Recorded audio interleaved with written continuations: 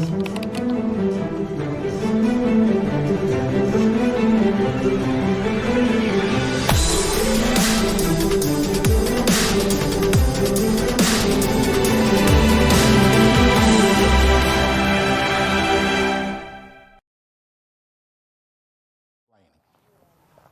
name is GZA, and I'm from a group called the Wu-Tang Clan.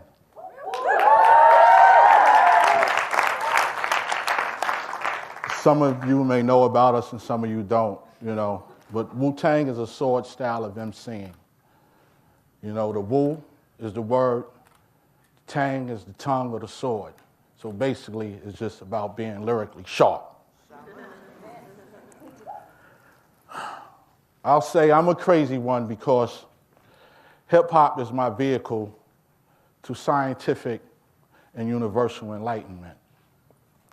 Growing up in the 70s and the 80s in Staten Island, in Brooklyn, I was not readily exposed to the hard sciences.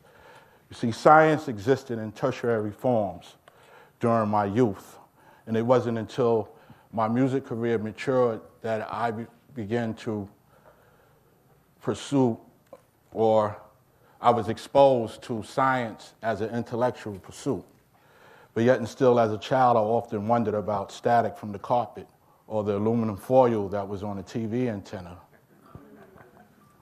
I would ask myself certain questions when I was young, just simple questions most kids probably ask themselves. What makes the grass green? Why is the sky blue? Why are some metals magnetic and others are not? Why is metal a conductor of electricity and wood is not, but you're more likely to be struck by lightning when standing under a tree? These are questions that require science to answer. Also, speaking of electricity and metal, I have a cousin, a few months younger than I am. When we were younger, he was around 7 years old. He had inserted a pair of metal tweezers in an electrical socket, and he got the shock of his life. The wall was all black and smoky. The lights went off, and he burnt his hand so much that his fingers were burnt to the skin because he was holding the tweezers with his fingers. And the doctor had told my aunt, his mother, that it was his sneakers that saved his life, the rubber on his sneakers. So that kind of stuck in my head for a little while because I'm thinking it was the metal that caused it, but it was the rubber that prevented the death. Not only do the elements interest me, but also physics as this underlying force that controls or regulates the universe. Last year, I teamed up with Dr. Chris Emdin from Columbia University Teachers College. He is a professor of science education.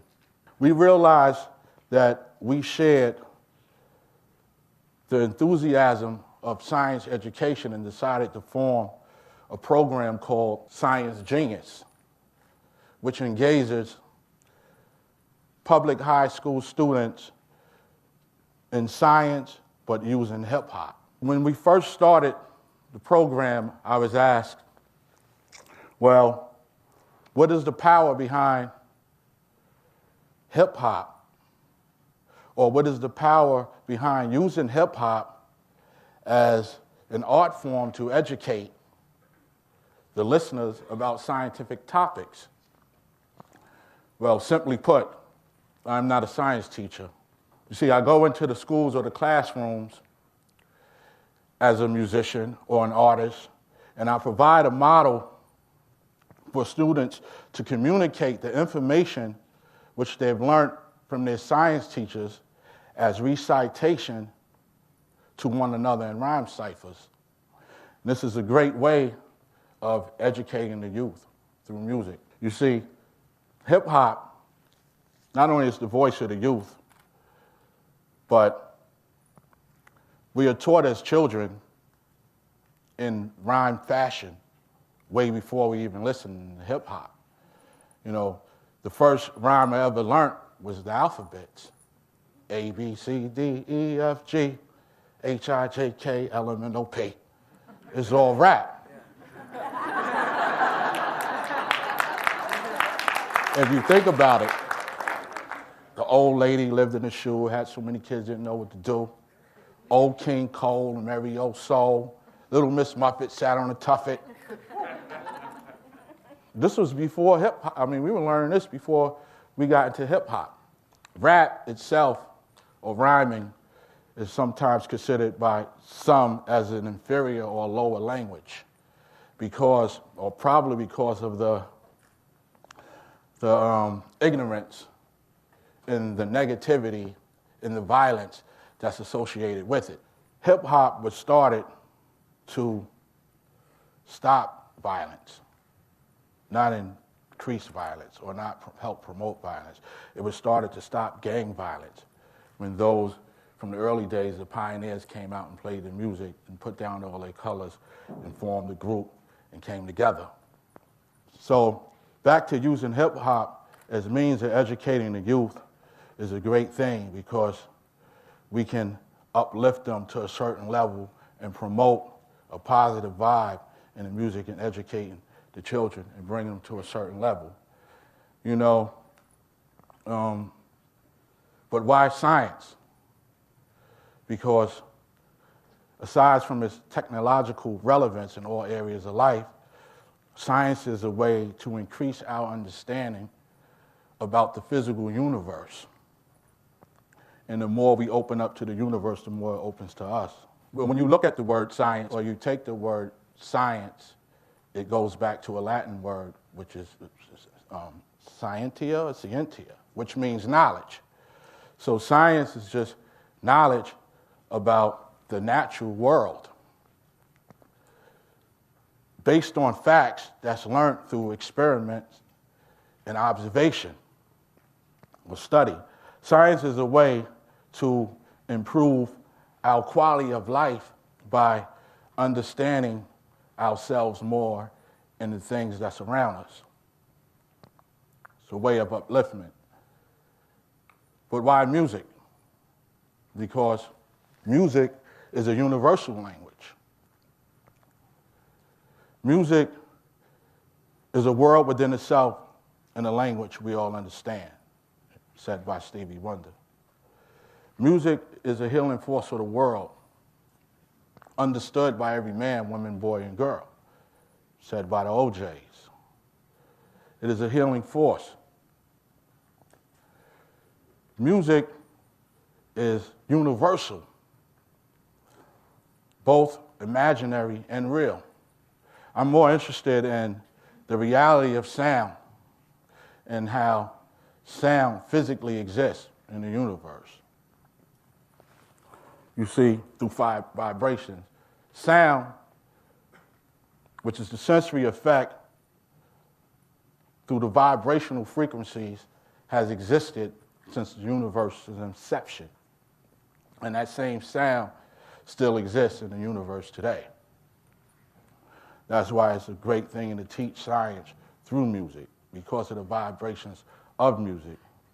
Sound, as we know it, or music as we know it in our everyday language, is just a smaller part of the bigger picture of the music that's playing within the universe, because everything is vibrating. And this universe is a backdrop for the smaller picture of which we call music. Sometimes when I think of now and he says, it's just plays and plays, he can't stop it, even if he wants to. I understand why, because a true musician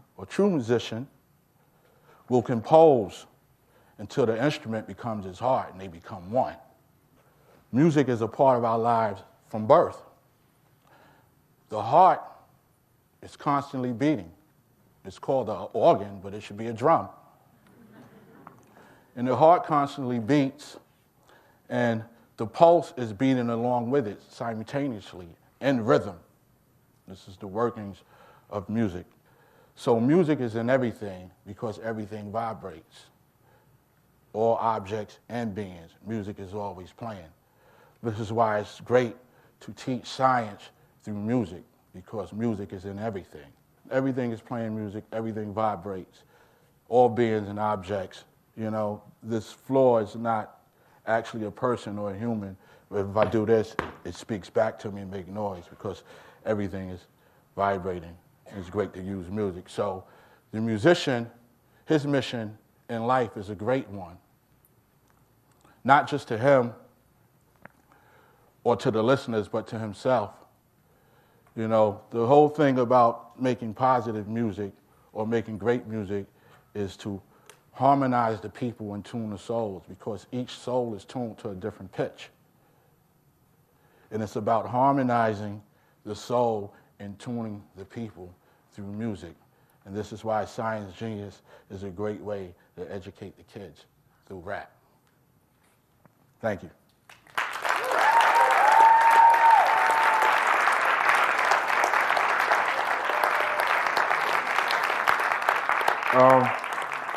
On the last note, we have some of the Rap Genius finalists in the house tonight and the winner. So I would like to introduce them, bringing them on stage. Alicia Duncan, Ryan Rivera, Victoria Richardson, and Jabari Johnson. This is my rap about gravity. Gravity, why you wanna be mad at me? Like 9.803 pushing down at me. Meters per second squared, acceleration. I'm pushing back up, you know that's called determination. Gravity wanted to battle, said he had forces. Of course I took the battle, had to show him who the boss is. Now I have to show you what the 3 Newton's laws is. Moving line, staying line, till the force is on it. Newton from gravity when an apple fell from a tree. The battles of physics class and lunch your history. Give me a minute, let me describe acceleration. It's a rate in the obvious exchange, it's motion. Gotta give it time. Second minutes, hours. Let me break it down. I'm stronger than Austin Powers. Gravity got nothing on me or my force. You know we from Brooklyn, so we hold it down. Of course, I got a hypothesis. An educational guess. Who winning this rap battle? Y'all know who is the best. At the end of the day, we putting gravity to a test. Oh, my hypothesis is nothing but correct. Gravity. Why you want to be mad at me? Like 9.803 pushing down at me. Meters per second squared. Acceleration. I'm pushing back up. You know that's called determination. Gravity. Are you still mad at me? You know Newton's second law told you that you can't handle me. Your actions of holding me down are battling with the consequences of multiple energies. But you know we got chemistry. You're the main reason why I breathe. So just energy. Like, so can you stop pushing down at me? So gravity. Why you want to be mad at me? Like 9.803 pushing down at me. Meters per second squared. Acceleration. I'm pushing back up. You know that's called determination. Now when a man and a woman make love in the bed of sulfur, then the sperm have a journey just to try to reach the ova. But it enters the cervix and the sperm start running. That's when the function starts is sexual reproduction. Now when the function of male produces testosterone, which is a hormone like female produce, estrogen and progesterone. And when the sperm finally reaches the ova, the journey's over, it becomes a zygote and waits till it's 9 months older. As it waits in the placenta, it begins to grow a nose, toes. But be careful, ketosis could ruin the growth. Because positive energy activates constant elevation. Yo, say it with me. Positive energy activates constant elevation. Peace. I got something I wanna spit a cappella. I'm rap Cinderella. I'm rap's recreation. So the DJ put that beat on probation. I must be some type of mutation, cause I developed the trait that made me the best in the nation. These fake rappers claiming they gon' kill, but I'm immune by adaptation. Natural selection, survival of the fittest. Just remember Mother Nature screaming, anybody can get it. I'm the reproduction of a trait chosen to persist. You can't resist a flow that you craving like this. I'm not even a rapper, but I'm killing these uncamouflaged writers. My words may annihilate because of your extinction. I'm the greatest. This is a topic that's been debated and contemplated. If you ain't got a trait, we need you joining the extincted. Only the best of the best are the ones stay alive. You ain't meant to survive. If you can't set fire to the rain, you won't see another day. If you got short legs, tell me how you expect to run when you're the prey. I'm a beast, emerging from her cage, stepping out of her shell. Shyness ain't a trait that mutates in this world. Absorb the flow, change it up. Martin, Tommy, Jiden, y'all know what's up. Mutation, the act of being altered to rearrange. Nature's a fighter standing up for some change. Only the strong survive, only God knows why. Sudden change and inheritable characteristics. I'm that purple apple who decided to be different. Durin came to a realization each beat had its own modification. He called this evolution, something every generation is doing. It's amusing like the dream that I'm pursuing, combining science with my music. It's my passion, we might have to. Science rap battles with my knowledge, I'm building castles like I was meant to. I'm done.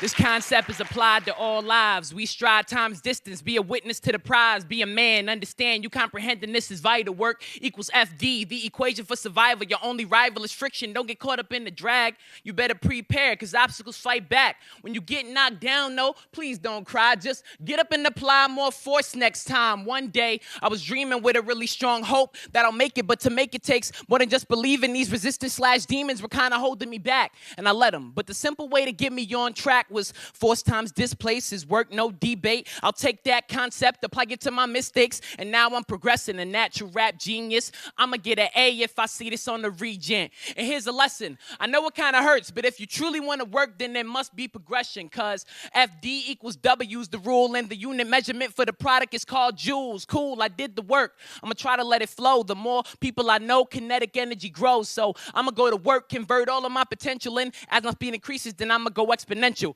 The work has been applied if my equations are correct. The energy that is left creates a domino effect. My mass is what I'm bringing to the table. Underestimate. You wish that you had brought a bigger dinner plate. Separate me from the fakes. Let me educate. Velocity's my following, and that's what I'ma generate. Through these shows and gigs, just overcoming all the friction to the point where friction doesn't even make a difference. I feed my interest with the laws of physics. When MV multiplies, the picture is painted vivid. The work was just something that got me inside the door. Now we squaring the V and X exponentially more. I got a lot in store for the V's, cause I'm progressing my M. And when you multiply them, there's no end to the kinetic energy. You better be prepared. Filling you up with envy with my 1FMV squared. Yo, here's the lesson. I know it kind of hurts, but if you truly want to work, then there must be progression, cause FD equals W's the rule, and the unit measurement for the product is called joules. Cool, I did the work.